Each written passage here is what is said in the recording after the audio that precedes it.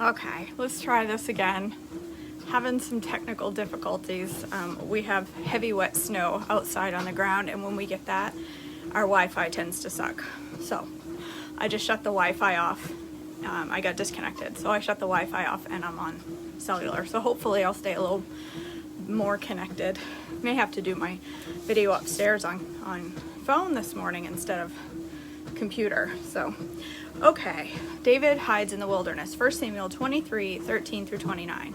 So David and his men, about 600 of them now, left Keilah and began roaming the countryside. Word soon reached Saul that David had escaped, so he didn't go to Keilah after all. Excuse me. David now stayed in the strongholds of the wilderness and in the hill country of Ziph. Saul hunted him day after day, but God didn't let Saul find him. One day near Horesh, David received news that Saul was on the way to Ziph to search for and to kill him.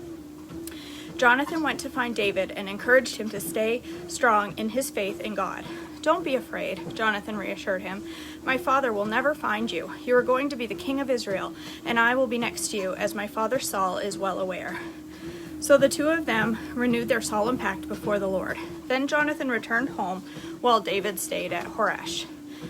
But now the men of Ziph went to Saul in Gibeah and betrayed David to him. "We know where David is hiding," they said. "He is in the strongholds of Horesh, on the hill of Hachilah, which is in the southern part of Jeshimon. Come down whenever you're ready, O king, and we'll catch him and hand him over to you." "The Lord bless you," Saul said. "At last someone is concerned about me. Go and check again to be sure of where he is staying, and who has seen him there, for I know that he is very crafty. Discover his hiding places, and come back when you are sure. Then I'll go with you. And if he is in that area at all, I'll track him down, even if I have to search every hiding place in Judah." So the men of Ziph returned home ahead of Saul. Meanwhile, David and his men had moved into the wilderness of Maon in the Arabah Valley, south of Jeshimon. When David heard that Saul and his men were searching for him, he went even farther into the wilderness, to the great rock, and he remained there in the wilderness of Maon. But Saul kept after him in the wilderness. Saul and David were now opposite sides of the mountain. Just as Saul and his men began to close in on David and his men, an urgent message reached Saul that the Philistines were raiding Israel again. So Saul quit chasing after David and returned to fight the Philistines. Ever since that time, the place where David was camped has been called the Rock of Escape. David went there to live in the strongholds of En-Gedi. Psalm 54, for the choir director, a psalm of David regarding the time the Ziphites came and said to Saul, "We know where David is hiding," to be accompanied by stringed instruments. "Come with great power, O God, and rescue me. Defend me with your might. Listen to my prayer, O God. Pay attention to my plea, for the strangers are attacking me. Violent people are trying to kill me. They care nothing for God. But God is my helper. The Lord keeps me alive. May the evil plans of my enemies be turned against them. Do as you promised and put an end to them. I will sacrifice a voluntary offering to you. I will praise your name, O Lord, for it is good. For you have rescued me from my troubles and helped me triumph over my enemies." David spares Saul's life. 1 Samuel 24, 1 through 22. After Saul returned from fighting the Philistines, he was told that David had gone into the wilderness of En-Gedi. So Saul chose 3,000 elite troops from Israel and went to search for David and his men near the Rock of the Wild Goats. At the place where the road passes some sheepfolds, Saul went into a cave to relieve himself, but as it happened, David and his men were hiding farther back in that very cave. "Now's your opportunity," David's men whispered to him. Today the Lord is telling you, I will certainly put your enemy into your power to do as you wish." So David crept forward and cut off a piece of the hem of Saul's robe. But then David's conscience began bothering him because he had cut Saul's robe. He said to his men, "The Lord forbid that I should do this to my lord the king. I shouldn't attack the Lord's anointed one, for the Lord himself has chosen him." So David restrained his men and did not let them kill Saul. After Saul had left the cave and gone on his way, David came out and shouted after him, "My lord the king." And when Saul turned around, David bowed low before him. Then he shouted to Saul, "Why do you listen to the people who say I am trying to harm you? This very day you can see with your own eyes it isn't true. For the Lord placed you at my mercy back there in the cave. Some of my men told me to kill you, but I spared you. For I said, I will never harm the king. He is the Lord's anointed one. Look, my father, at what I have in my hand. It is a piece of the hem of your robe. I cut it off, but I didn't kill you. This proves that I am not trying to harm you, and that I have not sinned against you, even though you have been hunting me to kill me. May the Lord judge between us. Perhaps the Lord will punish you for what you are trying to do to me, but I will never harm you. As that old proverb says, from evil people comes evil deeds. So you can be sure I will never harm you. Who is the king of Israel trying to catch anyway? Should he spend his time chasing one who is as worthless as a dead dog or a single flea? May the Lord therefore judge which of us is right and punish the guilty one. He is my advocate, and he will rescue me from your power." When David had finished speaking, Saul called back, "Is that really you, my son David?" Then he began to cry. And he said to David, "You are a better man than I am, for you have repaid me good for evil. Yes, you have been amazingly kind to me today, and when the Lord put me in a place where you could have killed me, you didn't do it. Who else would have let his enemy get away when he had him in his power? May the Lord reward you well for the kindness you have shown me today. And now I realize that you are surely going to be king, and that the kingdom of Israel will flourish under your rule. Now swear to me by the Lord that when this happens, you will not kill my family and destroy my line of descendants." So David promised this to Saul with an oath. Then Saul went home, but David and his men went back to their stronghold. The death of Samuel, 1 Samuel 25:1a. Now Samuel died, and all of Israel gathered for his funeral. They buried him at his house in Ramah. Nabal angers David, 1 Samuel 25:1b through 22. Then David moved down to the wilderness of Maon. There was a wealthy man from Maon who owned property near the town of Carmel. He had 3,000 sheep and 1,000 goats, and it was sheep shearing time. This man's name was Nabal, and his wife Abigail was a sensible, beautiful woman. But Nabal, a descendant of Caleb, was crude and mean in all of his dealings. When David heard that Nabal was shearing sheep, he sent 10 of his young men to Carmel with this message for Nabal: "Peace and prosperity to you and your family and everything you own. I am told that it's sheep shearing time. While your shepherds stayed among us near Carmel, we never harmed them. Nothing was ever stolen from them. Ask your own men, and they will tell you this is true. So would you be kind to us, since we have come at a time of celebration? Please share any provisions that you might have on hand with us and with your friend David." David's young men gave the message to Nabal in David's name, and they waited for the reply. "Who is this fellow David?" Nabal sneered to the young men. Who does this son of Jesse think he is?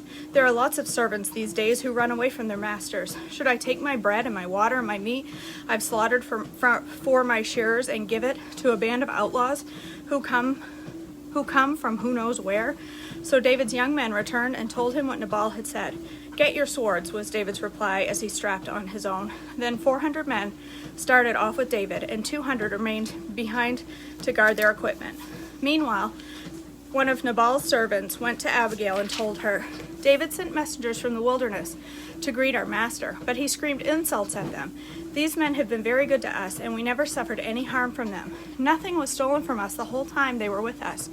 In fact, day and night they were like a wall of protection to us and the sheep. You need to know this and figure out what to do, for there is going to be trouble for our master and his whole family. He's so ill-tempered that no one can even talk to him." Abigail wasted no time. She quickly gathered 200 loaves of bread, 2 wineskins full of wine, 5 sheep that had been slaughtered, nearly a bushel of roasted grain, 100 clusters of raisins, and 200 fig cakes. She packed them on the donkeys and said to her servants, "Go ahead, I will follow you shortly." But she didn't tell her husband Nabal what she was doing. As she was riding her donkey into the mountain ravine, she saw David and his men coming toward her. David had just been saying, "A lot of good it did to help this fellow. We protected his flocks in the wilderness, and nothing he owned was lost or stolen. But he has repaid me evil for good. May God strike me and kill me if even one man of his household is still alive tomorrow morning." Abigail intercedes for Nabal. 1 Samuel 25:23 through 38.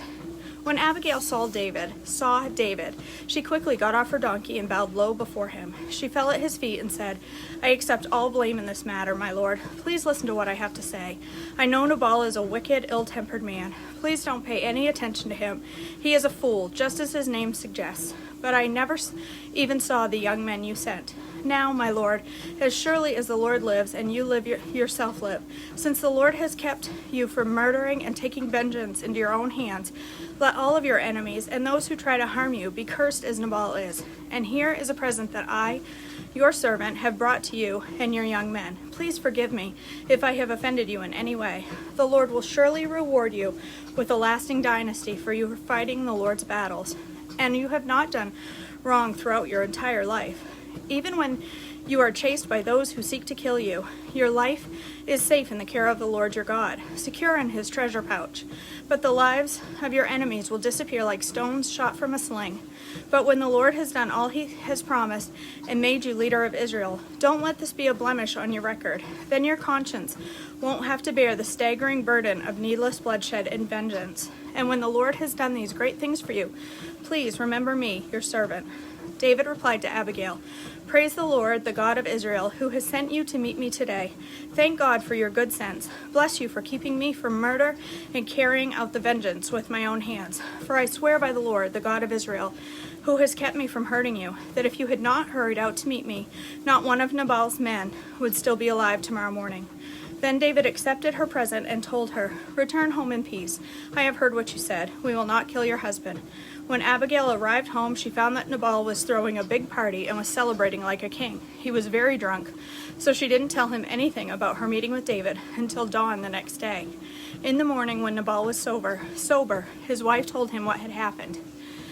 As a result, he had a stroke and he lay paralyzed on his bed like a stone. About 10 days later, the Lord struck him and he died.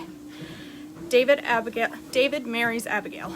1 Samuel 25:39 through 44. When David heard that Nabal was dead, he said, "Praise the Lord, who has avenged the insult I received from Nabal and has kept me from doing it myself.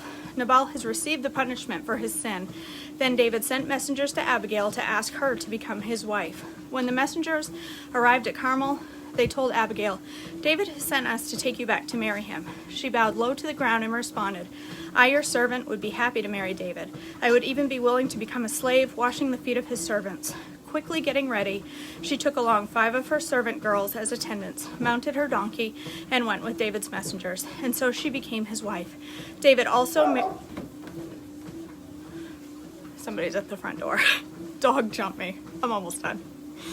Oh my gosh. David also married Ahinoam from Jezreel, making both of them his wives. Saul, meanwhile, had given his daughter Michal, David's wife, to a man from Gallim named Palti, son of Laish. All right. That's it, you guys. Day 99. Tomorrow is day 100. How awesome is that? I'm super excited to be on day 100. So, all right, you guys, I'm going to go upstairs and I'm going to make crepes for breakfast. Or crepes if you're Gordon Ramsay, but I'm not. So they're going to be crepes. Strawberry, cream cheese, cheesecake, something like that. Sounds delicious. All right, you guys, I love you all. Have a blessed Saturday. I will see you again tomorrow morning for more Chronological Bible for day 100. I'm super excited. All right, you guys, I love you. Have a great Saturday. Bye.